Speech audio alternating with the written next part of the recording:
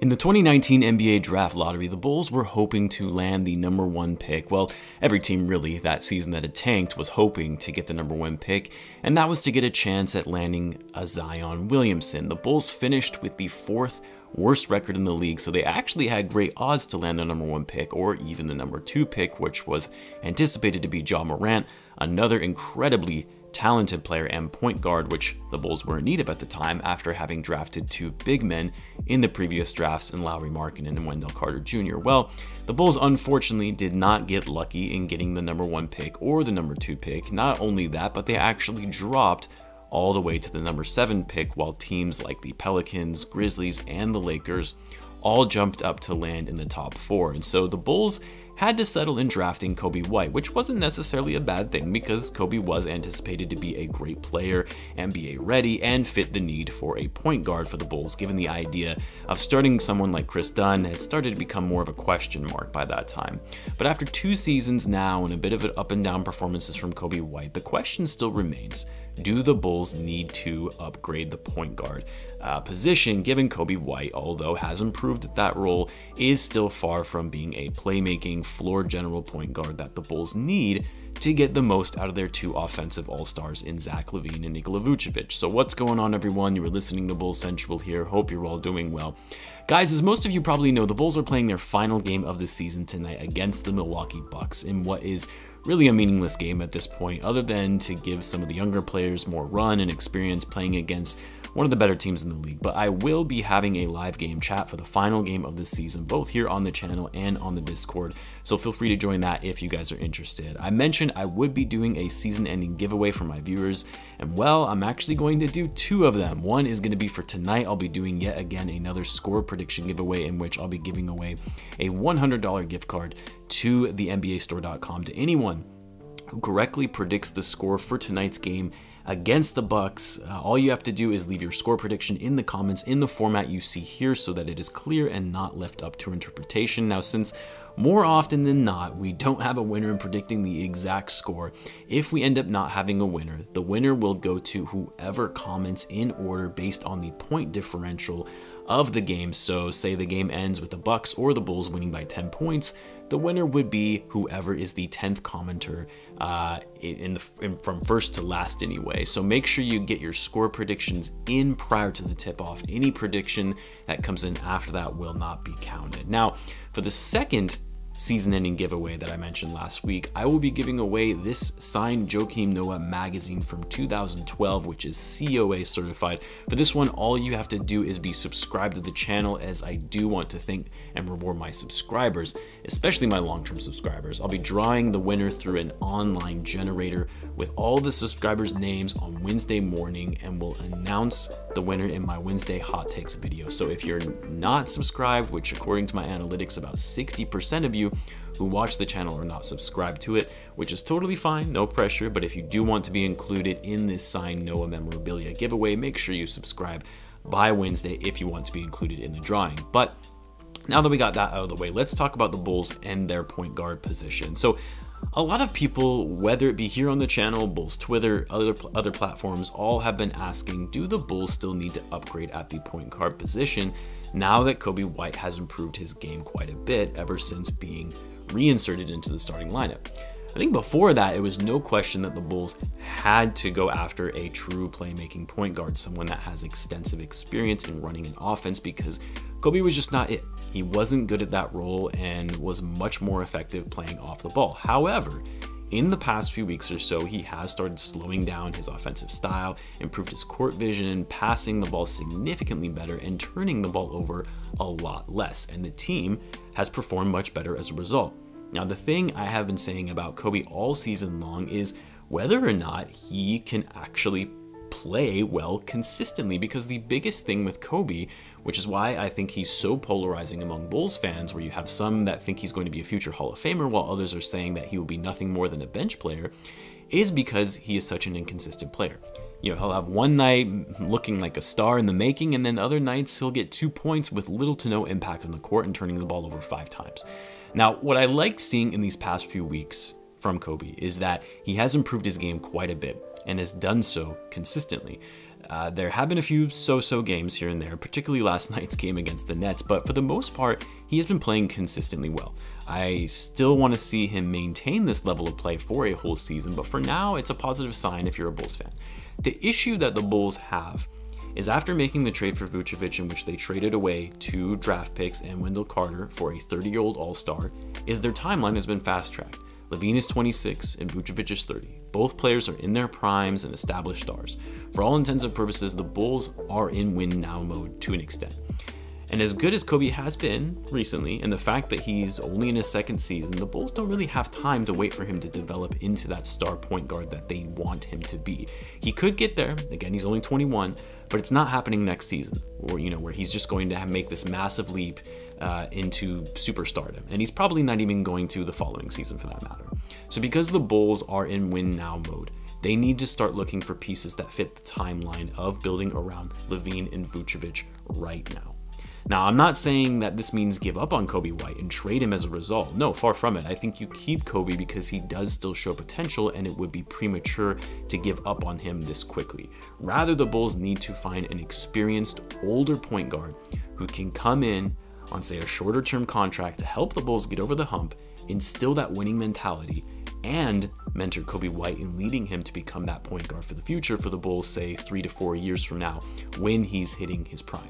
So rather than trading Coby White in order to bring in someone like Lonzo Ball, who I do still think would be a good fit on the Bulls roster because of his defense and his playmaking, but if you bring in Lonzo, that essentially means you're done with Coby White because they're both young players, and if you bring in Lonzo, you're committing to him as your point guard for the future. But bringing in an older point guard who is a proven star and a winner, again, for the reasons that I mentioned, gives you that playmaking and floor general that you need now to fast track the Bulls timeline and mentor Coby. It allows you to hold on to Coby and develop him for the future when he enters his prime. Going all in on Lonzo as your point guard for the future is a huge gamble because Lonzo, just like Coby, has also been very inconsistent in his career. And although he has played a lot better this season, there is still something to be said that his game has never really translated into winning despite playing alongside guys like Zion Williamson and Brandon Ingram. Now, not saying that that's all Lonzo Ball, some of it is on coaching, not really using him properly, and of course the rest of the, just general fit with the Pelicans and their team as a whole. But are we confident that Lonzo would transform and be able to play better with Lavine and Vucevic more so than someone like Zion and Ingram? Lonzo is also young and still has a lot to learn, and it puts you in a similar situation that you have right now for the Bulls. So as such, in my personal opinion, is the Bulls do still need to upgrade at the point guard position, and it's not through Lonzo Ball. Rather, the Bulls need to look at one of these 4 players, and really 2 of them are the only realistic options. Chris Paul, Mike Conley, Kyle Lowry, and Spencer Dinwiddie. Lowry and Dinwiddie being the more realistic options of these 2, given that Lowry is not going to be returning to the Raptors, and likely the same with Dinwiddie since they are already covered at that position in Brooklyn. Chris Paul has a huge player option that he's not going to decline to stay with the Suns, and Mike Conley is a perfect fit with the Jazz. I don't see him leaving that team at all unless the Jazz absolutely bomb in the playoffs. Spencer Dinwiddie I really like. I still can't believe the Bulls gave up on him to prioritize Jerry and Grant. That still blows my mind. So it's a tough pill to swallow, knowing that the Bulls would have to eat their words and bring him back. My only concern with Dinwiddie, well, one, of all of these 4 options, he's definitely the least talented among all of them, but he's also coming off a major injury, and we really have no idea if he'll be the same player when he returns. He is a little bit younger than the other guys, which is nice, but the other players are all all-stars or former all-stars who have a winning track record. But because Chris Paul is not likely an option, although I think he would be the best fit on a shorter-term deal for the Bulls, Conley, the reasons that I mentioned, likely won't be leaving the Jazz. I think he would be my second option, but he's likely out. That leaves us with Kyle Lowry, a player who is going to be an unrestricted free agent without a player option on the last year of his deal. Now look, Kyle Lowry isn't ideal. I know this. I know he's 35. He's a little bit on the decline, but the fact of the matter is he's an NBA champion. He's a 6-time All-Star and an All-NBA player. He's played at the highest level and played with great players in this league. He knows what it takes to run an offense, play scrappy defense, and get the most out of his teammates and win. And guys, His performance, although it has declined slightly, he still had himself a solid season last year, or I guess I should say this year, averaging 17.2 points per game, 7.3 assists, 5.4 rebounds, shooting just a tad under 40% from three, 43% from the field. His numbers aren't that far off from last season, or I guess I should say his all-star seasons. I mean, it was just last year that he was an all-star. So yes, Lowry is older, a bit on the decline, but he's still a very effective player and could fit very well on this roster now. Now, the question is, at what cost? Well, some suggested on one of my previous videos, we should do a 1-and-1 deal with Lowry with a team option on the second year to give us flexibility going into next season, especially if Lowry has a huge regression and doesn't perform up to what we would have expected from him. But I also think Lowry, given his age, the caliber of player that he is, his name in general, he's going to want more than just a 1-year guaranteed deal. So I think the Bulls will likely have to offer him a 2-and-1 deal, 2 years guaranteed, and a team option for the final year of his deal. As when players at his age, knowing this is probably going to be their last big contract of their career, they're not going to want to settle for a 1-and-1, not when they're still producing in the way that Lowry has been. Now, this would give you 2 years of Kyle Lowry to help the Bulls get on a winning path, mentor and develop Coby, and Lowry is still playing going into the final year of his deal. If he's still doing well, they exercise the team option, they keep him for that last season, and by the time his contract expires, you hopefully have a prime and ready Coby White who takes over the ranks as your starting point guard for the future.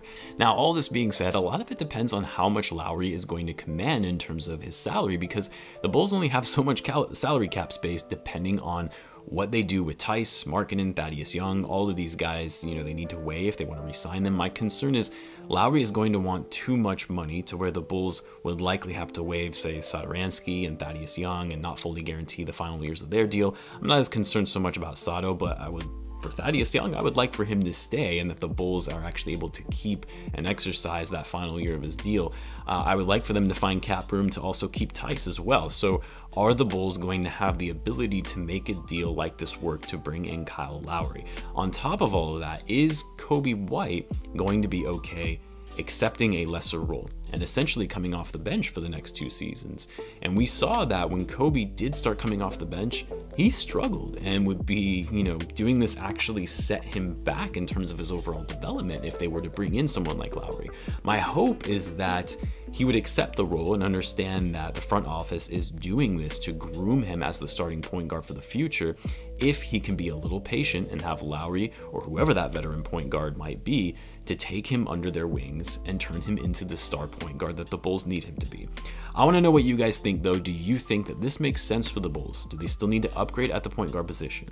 Who do you think that they should pursue? Do you like the idea of bringing in a veteran to mentor Coby and fast track the Bulls timeline? Or do you think the Bulls should go all in on someone younger, say someone like Lonzo Ball, who might be a little more risky but more upside potential? Let me know in the comments, and also be sure to leave your score predictions below, and of course be sure to subscribe to the channel if you want to be included in the Joakim Noah signed magazine giveaway. As I said, I'll be doing a drawing for that Wednesday morning, and we'll announce the winner in my hot takes video. Thanks again for tuning in as always, guys, and I will catch you in the next one.